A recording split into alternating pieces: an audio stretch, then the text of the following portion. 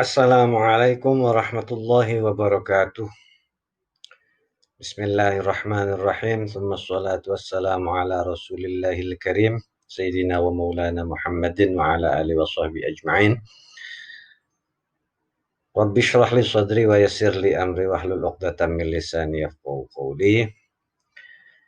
Baik, sebelum kita sama-sama belajar, seperti biasa, kita sama-sama berdoa dan niat terlebih dahulu agar kiranya apa yang kita pelajari dan apa yang kita dapatkan dijadikan ilmu yang bermanfaat dan tentunya mendapatkan ridho dari Allah Subhanahu wa taala.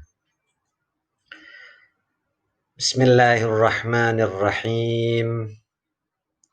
Nawaitu ta'alluma wat ta'lima wal ibadata wal istifadata wal hatha ala tamassuki bi kitabillahi wa sunnati rasulihi wa dalalata ala al-huda wal khair.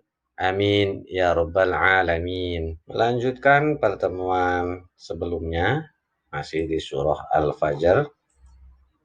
Bismillahirrahmanirrahim. Alam taro kaifa fa'ala rabbuka bi'ad. Ya. Alam taro. Ya. Alam taro. Mim ketemu ta, ini idhar syafawi. Adapun ro-nya karena berharokat fathah, ro tafkhim. Kaifa. Ini mad layin, ada fathah ketemu ya mati. Fa'ala. Fa'ala. Karena ini ain ya, ada apostrolnya. Fa'ala. Rabbuka. Ya, rabbuka. Ro-nya adalah ro tafkhim karena berharokat fathah, sama seperti ini. Bi'adin kalau dibaca wasol, karena ini ada al-waslul ula, disambung lebih utama. Ya, dianjurkan disambung lebih utama. Tapi kalau dibaca waqaf bi'ad, ya. Nah, ini ada mad tabi'i. Nah, kalau dibaca sambung maka itu terjadinya hanya mad tabi'i. Tetapi kalau dibaca waqaf maka terjadi hukum qalqalah kubro, karena ada huruf qalqalah dibaca mati. Adapun tanda waqafnya adalah al-waslul ula, disambung lebih utama. Tidakkah engkau wahai Muhammad memperhatikan bagaimana Rabbmu berbuat terhadap kaum Ad? Siapa sih kaum Ad? Mereka adalah kaum Ad pertama, yaitu keturunan dari Ad ibnu Iram, ibnu Aus, ibnu Sam, ibnu Nuh. Ya, jadi keturunan manusia itu nanti akan berpusat nenek moyangnya itu kepada tiga, yaitu kepada Nabi Nuh. Putra Nabi Nuh itu ada Sam, Ham, Yafith. Masa apa manusia sedunia ini akan kembali ketiga itu, dan nanti ujung-ujungnya kepada Nabi Adam alaihi salam. Makanya kita semua itu sebenarnya bersaudara. Ya. Menurut Ibnu Ishaq, mereka itu adalah kaum yang diutus kepada mereka Nabi Hud. Ya. Jadi Nabi Hud ini punya umat dinamakan kaum Ad. Allah membinasakan kaum Ad ini dengan angin yang sangat dingin lagi sangat kuat, yang terus-menerus menimpa mereka selama 7 malam 8 siang. Ya. Kaum itu mati semua di tempat tinggalnya, mereka seperti batang-batang pohon kurma yang lapuk, sehingga tidak terlihat sisa-sisa yang ada. Jadi kaum Ad ini adalah kaum dari Nabi Hud, dan di situ keahliannya mereka hampir sama dengan kaum Samud, kaumnya Nabi Soleh, di mana kaumnya Nabi Soleh dan kaumnya Nabi Hud ini mampu membuat bangunan-bangunan yang namanya kota Iram, diambil dari kata Ibnu Iram, ya, bapaknya. Kita lanjut, Irama dzatil imad. Irama dzatil imad. Irama. Ini ro tafkhim. Ro-nya berharokat fathah. Dzati. Nah, di sini tulisannya, transliterasinya mad asli. Fathah ketemu alif. Al-imadi. Kalau sambung dzatil imadi. Kalau dibaca wasol al-imadi. Kenapa wasol? Ini ada sol al-waslul ula. Disambung lebih utama. Tapi kalau dibaca mati al-imad. Adapun hukumnya alif lam qamariyah. Karena alnya jelas. Ada matobi fathah ketemu alif. Dan yang terakhir ini ingat kalau dibaca sambung maka ini tidak terjadi. Tapi kalau dibaca berhenti atau wakof maka terjadilah yang dinamakan qalqalah kubro. Di mana ada huruf qalqalah dibaca sukun atau dibaca mati. Yaitu penduduk Iram, ibu kota kaum Ad yang mempunyai bangunan-bangunan yang tinggi. Seperti yang tadi disampaikan bahwasanya masyarakat atau kaum Ad ini punya skill membangun gedung-gedung atau bangunan-bangunan yang tinggi yang ada di bukit-bukit. Itu bisa kita lihat. Salah satunya di film Indiana Jones ya. Itu ada The Last Crusade kalau nggak salah judulnya. Itu juga ada ya peninggalan. Kalau dijelajah di acara televisi itu biasanya ada jejak sang rasul ya, apa itu ada di televisi swasta nasional itu ada.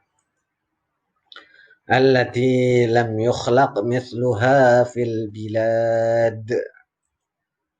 Allati alif lam syamsiyah mad tabi'i. Ada kasroh ketemu ya mati. Lam yukhlaq. Nah, ini harus kah. Yukhlaq. Ada mim ketemu ya, idhar syafawi.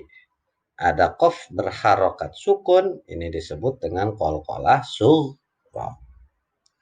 Mithluha. TS ya. Mithluha. Ini mad tabi'i, fathah ketemu alif. Fil biladi. Ya, fil biladi. Kalau dibaca wasal. Kalau dibaca waqaf fil bilad. Adapun hukumnya ada alif lam qamariyah, ada mad tabi'i. Nah, di sini sama seperti ayat sebelumnya. Kalau dibaca wasal tidak terjadi, tetapi kalau dibaca waqaf terjadilah qalqalah kubro. Adapun tanda wasalnya adalah al-waslul ula. Saya geser sedikit. Yang belum pernah dibangun suatu kota seperti itu di negeri-negeri lain. Ya, jadi kaum Ad ini punya bangunan yang tinggi-tinggi, di mana bangunan yang tinggi itu tidak pernah ada sebelumnya di negeri-negeri yang lain. Kemudian وَثَمُودَ الَّذِينَ جَابُوا الصَّخْرَ بِالْوَادِ. وَثَمُودَ mad tabi'i, dhamma ketemu wawu mati. Alladzina alif lam syamsiyah, ada juga mad tabi'i, kasroh ketemu ya mati. Jabus sokhra. Ini ada sh karena ini shad ya. Adapun hukumnya ini pertama mad tabi'i. Ini kalau dipisah mad tabi'i, tetapi karena di sini ada alif lam maka madnya itu tidak ada. Jabus langsung masuk kepada alif lam ini. Ini alif lam syamsiyah, ro-nya ro tafkhim karena berharokat fathah.